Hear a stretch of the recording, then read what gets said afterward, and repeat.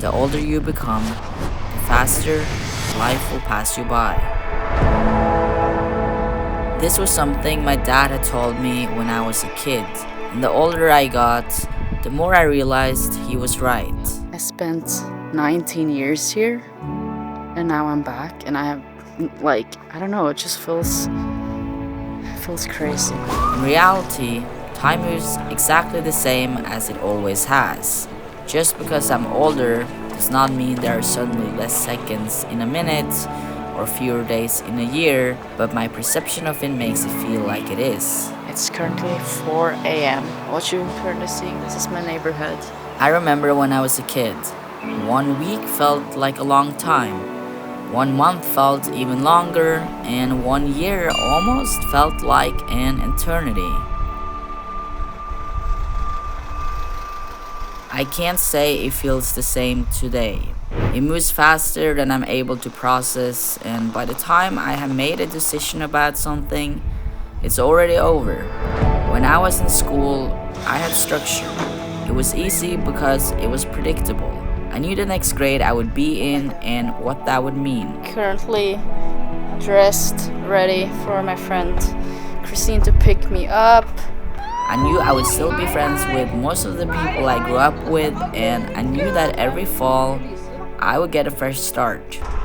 Okay, we just arrived at our first stopping place. We're in Bang and we're charging our electrical cars. Once you finish school, life becomes the complete opposite. It becomes unpredictable. You don't know if you are going to stay at the same job, where you're going to live, or who is going to stay in your life. There are no guiding counselor helping you choose the right path, and you will never again be surrounded by this many people your age every single day. We're on the ferry with our cars. Life after school doesn't come with instructions. You have to make decisions based on yourself. And for a lot of people, this might be one of the biggest challenges of becoming an adult.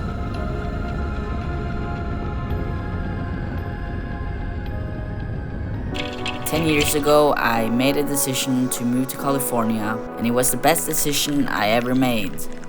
World's longest tunnel! Somehow, along that way, I ended up going 8 years without experiencing a Norwegian summer. Not because I didn't miss it, but because I was afraid that the life I had worked so hard to build would go to waste if I left it. Ever since I was a kid, I had big dreams.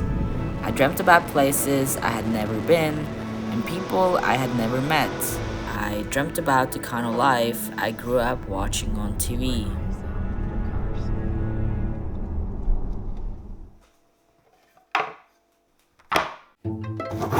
Growing up in Norway was, for the most part, very simple.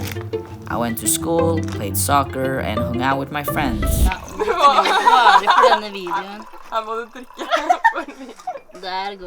I never had to worry about whether I'd be able to afford college, what my next medical bill would look like, or competing with my classmates to become the top 1%. Norwegians believe that everyone is equal, that competition should be limited, and that no one is better than anyone else. In many ways, growing up in Norway was like winning the lottery. I didn't have to worry about anything bad happening to me. All I had to do was to live my life and be a good person. At the time, that wasn't enough. Oh my god. The older I got, the more repetitive my life started to feel. I went on the same hikes, attended the same parties, ate the same breakfasts, and kissed the same people, year after year. It felt like I could predict my life before it even happened. You can't hear anything. This is literally my neighborhood. There's like no one here. It's so quiet. And I love it. You can never get this in LA or like Southern California at all. Like, look me crossing the street. I don't even have to be scared because there's no cars here. Like, Norway is limited because of its size and lack of diversity. With a population of just 5.6 million people, there are only so many people you can meet, places you can go, and options you can choose from. Limited options are not always a bad thing.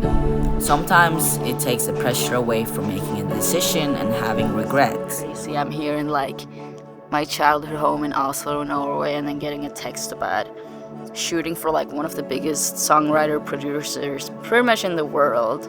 And I'm like, I can't because I'm here. But it is what it is. My entire life growing up here, I was sticking out like a sore thumb. It was for all the obvious reasons you can imagine, being the only Asian in the friend group, the only one adopted, and the only one clearly born in the wrong body. I fucking dropped my camera lid right here, and now Jack is like fishing for it. The older I got, the more aware I became of how different I was. Deep down, I had always known. I just didn't care.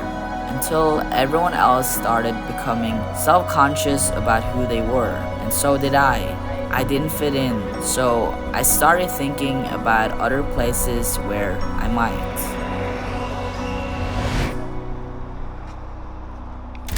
My favorite part of living in a big city now is that you can be whoever you want to be and still fit in. There's space for everyone here. No matter how weird or niche you are, you can find your people. Norway isn't like that at all. Communities aren't everywhere. They exist in specific places. People stick to who they already know, they don't really talk to strangers, and they're not as inspired by the people they meet because most people grow up with similar backgrounds. Los Angeles is the complete opposite. It's way more cultured, more connected, and more driven. It's built by hardworking immigrants from all over the world chasing their dreams. Because of that, there's a shared openness, a curiosity about other people, about people like me. It makes sense that this became my new home because this is the life I chose and not the one I was given. Growing up, I always said that living in Norway felt like living in a bubble, a very small bubble. We're isolated from the rest of the world, we're the only one who speak our language, and there are fewer people living in the entire country than in a lot of cities around the world. For a long time, I couldn't understand why anyone would choose to live here. A place with darkness and unbearable cold for 6 months out of the year, a society that doesn't really want to get to know each other, where the only acceptable thing to do is to be outside. In Norway, we have this saying, there is no such thing as bad weather, only bad clothing. It's something your teacher would tell you every time you were forced to go outside. No matter the snowstorm, the pouring rain, or the complete darkness, you were going to school and you were going on that trip. That eventually made me hate the outdoors. But it wasn't the fresh air, or the sun on my skin, or the water soaking through my clothes that really bothered me. It was not being able to do it on my own terms.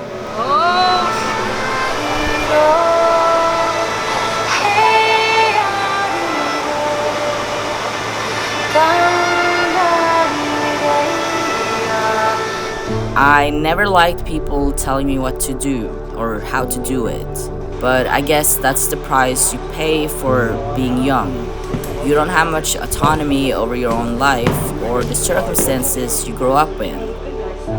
I resented Norway for a long time because of that and because I didn't fit in. It was isolating in ways I didn't know how to explain back then. I felt like I couldn't fully build relationships here. I was stuck in a place I didn't want to be, surrounded by people who didn't quite get me. But slowly, over time, I started to accept that this was only a chapter in my book, and I knew that one day I would miss this chapter.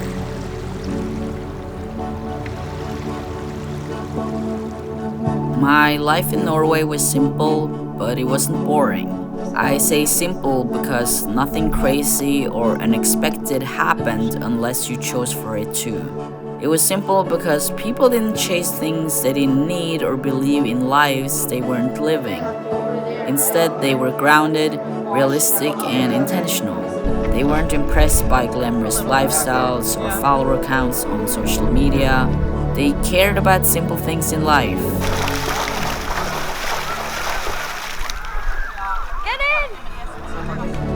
For the most part, we spent our time together, being kids, teenagers, and young adults. My friends and I grew up in a suburban neighborhood on the edge of Oslo. We basically grew up in the forest. At the time, it annoyed me. It felt like that was all there was to do. And once I started high school in the city, it annoyed me even more. Sitting on that damn bus an extra 20 minutes while my friends were almost home already. I couldn't wait for that to be me someday. That someday happened 10 years ago when I moved to LA. Living in a big city is fun, it's convenient, and it's probably where you're supposed to be when you're young. But it also comes with its own challenges. It's fast paced, it's loud, and if you're not confident in what you're doing, it's easy to start feeling lost. Somehow, even more lost than being alone in the forest. It goes back to something I mentioned earlier: options and freedom. Sometimes having limited options is a good thing. It makes it easier to know what you don't want, it makes decision making easier, and it helps you focus. When you have a lot of options, you also have a lot of distractions, temptations, and the constant hesitation of wondering whether you made the right choice. Life, I don't know. I love my life in LA, as you know, but coming back here is like, it's just a different world. Summer in Norway growing up was special. I just don't think I realized it until I left. Time didn't matter because we were on break and the sun would never set. My friends and I spent countless hours at this lake nearby where we grew up, though it was really just one of many. It quickly became our meetup spot because of what it offered us.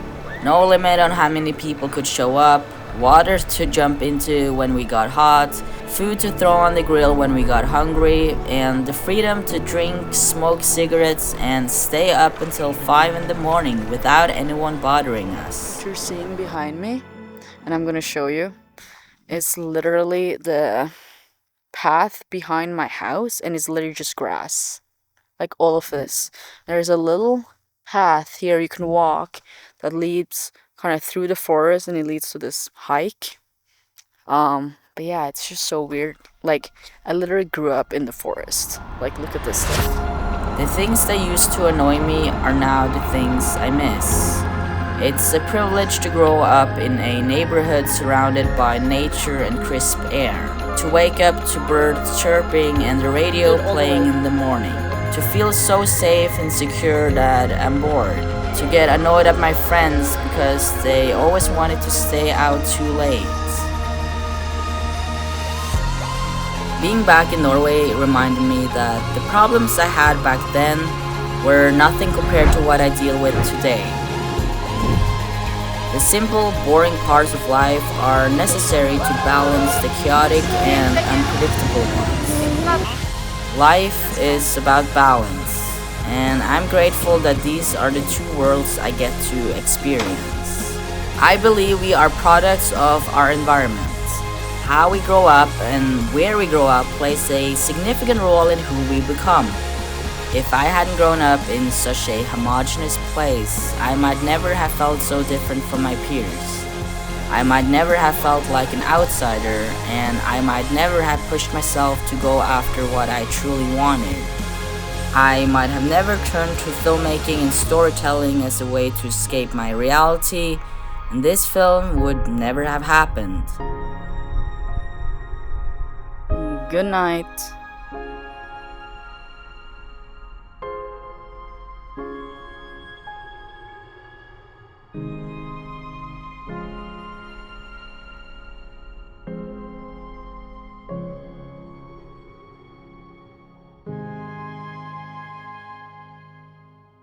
Sam and I decided to just walk up this hill, and we are walking up this hill. But literally, just look at the fucking view behind me. This might be the prettiest, like, outdoor experience that I remember. And I grew up here, not here, but in Norway. And I'm just like, I don't know, I feel proud of this being my home. It's currently the very last day of being in Norway, and wow, this has been an incredible trip. It's been so meaningful being here with my family for longer than a week during beautiful summer, and having my in laws and Megan's family also be here, and going on this road trip to Bergen and Flum together, and being in Oslo, and for them to see where I grew up and all these parts of life just coming together. It's so crazy seeing all the pop culture uh, posters and just all the things that I have and that are still left in this room, because that is the stuff I thought about every year or so for so long being a teenager, and those were the things I wanted. Like, LA was the biggest dream of mine since I was probably 10 years old, and now I lived in LA for many years. I am just reminded of how proud I am of myself for everything I've done for myself, and that is staying true to who I am, following my dreams, um, truly listening to my heart and what I knew in here that I wanted, even when um, majority did not understand that or agree with it or thought that I couldn't do it. I always been a person to believe in myself.